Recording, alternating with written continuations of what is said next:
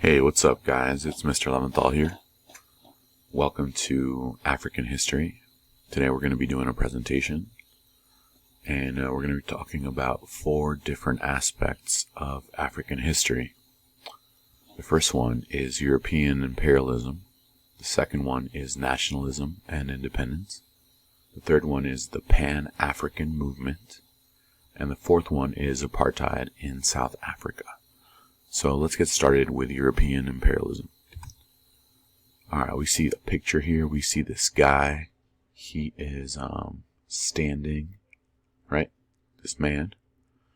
Take a look at him. Look at his clothes. Look at his skin color. Look at what he's doing, how he looks, his expression. Look at what he's standing on and how he feels about it. How he feels about himself. So think about that for a little bit. But yeah, we see, what I think is that this guy is probably a European man. He thinks very highly of himself. He's very proud of himself. He's like, oh yeah, I'm this tough guy. I own Africa. He's kind of like a puppet master. You can see he's got like the strings hanging. And he's like, oh, I'm the puppet master. Africa, I can control it. I can control all of it. So to think about some of the things he can control, right? Maybe he can control the people. Maybe he can control the land, the resources, the trade routes, all that stuff. All right, let's see. Go to the next slide here. All right, so we look here at the transatlantic slave trade. You guys learn about this stuff in 6th grade. You guys learn about how Europeans conquered the Americas, the conquistadors, Hernan Cortez and Pizarro and Christopher Columbus, right? They went and they discovered the Americas, and they used slaves that they brought over from Africa to farm over there and work the land and get resources. Then they would take their resources to Europe to to manufacture them and process them, and then they would sell all the manufactured goods back to Africa. This was the transatlantic slave trade. So that's why they were originally interested in Africa, to get slaves. But before, Europeans went to Africa, you had all these different African people living all over there. There was all these different ethnic groups. They didn't really have countries like they do now. It was just like tons of African ethnic groups. People just living, having a good time, enjoying themselves. Sure, they fought sometimes, but they were just there, and they're happy, kind of, for the most part. Here you can see, the Dogon over here near Mali, near the Niger River. Ashanti over here. Mende, Hausa, right? Down over near Kenya, you've got the Maasai, and in the middle you've got the Pygmies. Here near the Congo River, that's like kind of like the Bayaka and the Baka tribe, the ones who climb the trees to get honey. And in the south, you've got the Zulu. And over here, you also have the Kung Bushmen near the Kalahari Desert, right? So all these different other groups lived here, and I'll show you another picture here. Check it out. This is what Africa would look like if every ethnic group in Africa had its own country. Look at that. Right now, Africa has 54 countries. And, but yeah, imagine if each ethnic group had its own country. That would be wild. So many different ethnic groups. But that's kind of what they would probably prefer. They want to kind of control themselves, control their government. What's this lake right here? Oh, Lake Victoria. That's right. What about this lake over here? Oh, Lake Tanganyika. That's right. All right, let's continue. But we can see that in Africa in 1880, the British had a couple not colonies, but little ports, little areas they controlled. Down here, the British, you had the Portuguese over here in Angola, the French here near Cameroon and Senegal, and the Spanish also hung out maybe around here. And where were the Spanish? Here are the Canary Islands, actually. This is the British, my bad. But yeah, they had a couple little ports, little areas they controlled. But by 1914, they took over everything. Africans came here. They just took over everything.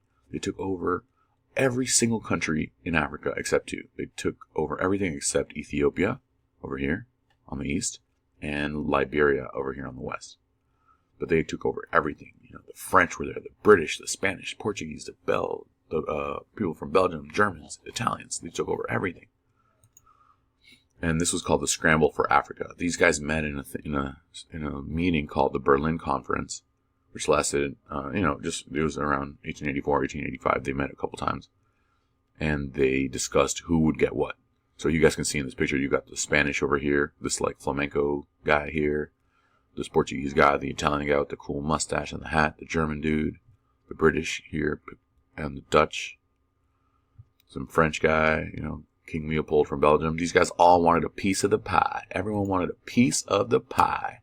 They all wanted to get land so they could get resources. They could get power. They could get slaves. They could get workers. They could have more land. They wanted also to spread the religion. These are some of the reasons they all wanted it. They also wanted to look powerful. Oh, you have all this land? Wow. You must be so powerful. Yeah, totally, man. I have so much land. I'm super rich. Oh, wow. So they wanted to kind of show off and feel powerful. Here we see, it says, destruction of a German expedition, Allemande, in Africa. So these Germans were kind of on an expedition, and you guys can see some African dudes like rebelling and fighting back. So that's a pretty cool picture here. But yeah, once again, here you can see all the land that these European countries took from the African people in the early 1900s.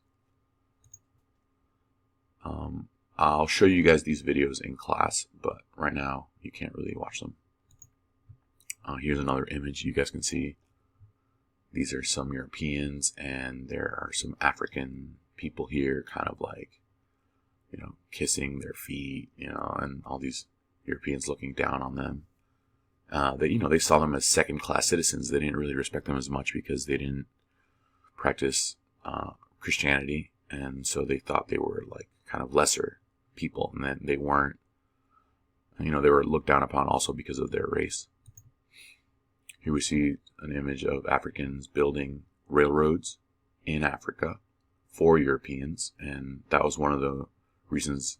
One of the ways they were able to transport goods in Africa easily was through these railroads that were newly built. Africa did not have any railroads before the Europeans got there.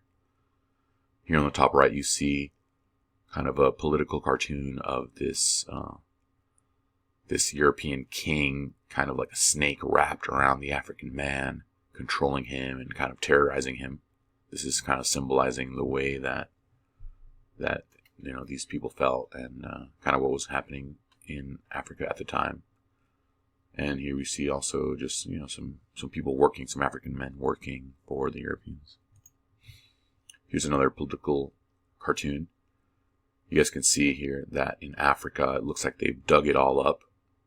Looks like all the resources and all the money went to this continent up here, Europe, and this continent up here, North America. So it's kind of symbolizing that all the wealth of Africa was taken to Europe and North America. Here we see even some Africans fighting in World War II, fighting on the side of Great Britain. So they had kind of recruited these soldiers to come and fight along the British in World War II. These guys, they didn't really have any alliance to Great Britain, but they felt like, Great Britain kind of maybe brainwashed them a little bit and told them, hey, come do this for us and we'll give you freedom, or we'll give you money, we'll take good care of you. You can come live in England. So these guys were willing to fight and maybe even lose their lives battling in the name of Great Britain. Now let's talk about nationalism. So this is now the second part of African history. So the first part was just all about European imperialism, the reasons the Europeans went to Africa, right, to get resources, to spread their religion, to seem powerful. And now we're talking about nationalism. Nationalism is having pride in your own country or your own people, right? And a nationalist movement is a political movement that seeks to gain independence for a nation or a group of people. So if you're a group of people and you don't have your own country, or you don't have enough rights, you could start a nationalist movement saying, hey guys, let's be united and we can maybe be independent or have our own rights. So this is something that happens a lot. And an example of that is with the Kurds. When we learn about in the Middle East, they don't have their own country, right? They're split across Turkey, Iran, Iraq, and Syria. And they want to be independent. So they have nationalist movements saying, hey, Kurds, let's unite. Let's fight to get our own country, to be in control of our own people. And this is very common. This happens in a lot of places, especially places that are colonized by other countries, right? People don't want to be ruled by others. They want to be free. So in this case, many African people were sick of being controlled by Europeans, and they created nationalist movements. After World War II, many of these African groups began to challenge European colonial rule. After the war, they were like, okay, maybe they're weakened, they're tired, we need to kind of do this. So this is when African nationalist movements and Pan-Africanism began, after World War II. And so, we were talking earlier about how the different ethnic groups, and they all wanted independence eventually. They were sick of being controlled. And Pan-Africanism means the unifying of all Africa under one government.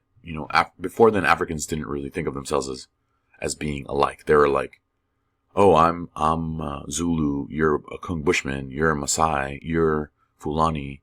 Like, who cares? We're different, right? But now that they saw all these Europeans coming in and taking their stuff, they're like, we may be different, have different ethnic groups, but we're all Africans, and we're all a lot more similar than we are to these Europeans.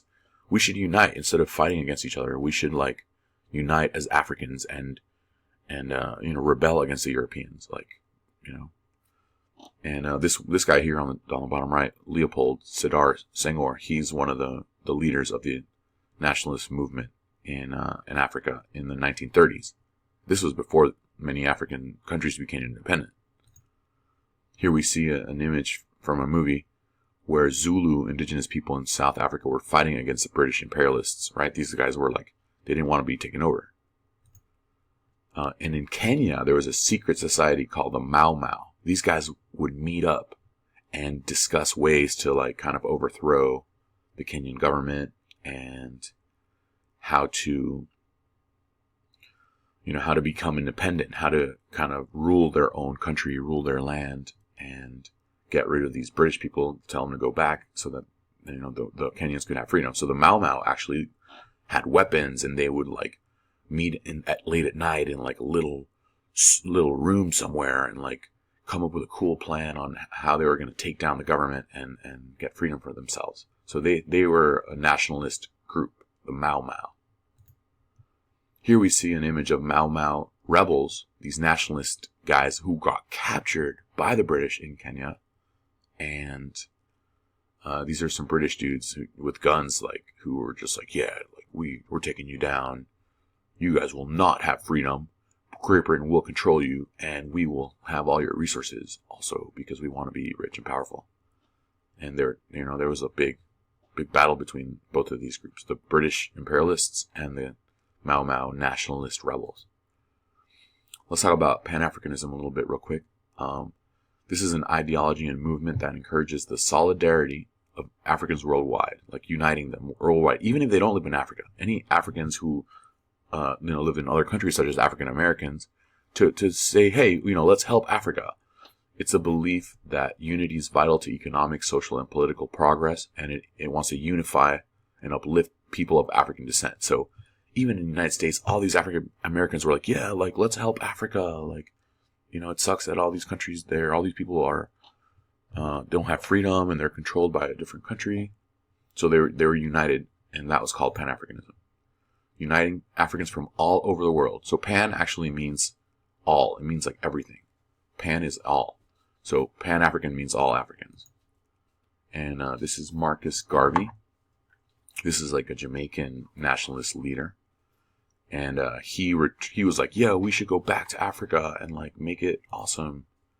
And this is Kwame Nkrumah. He's from Ghana. He's also an African a Pan-African leader.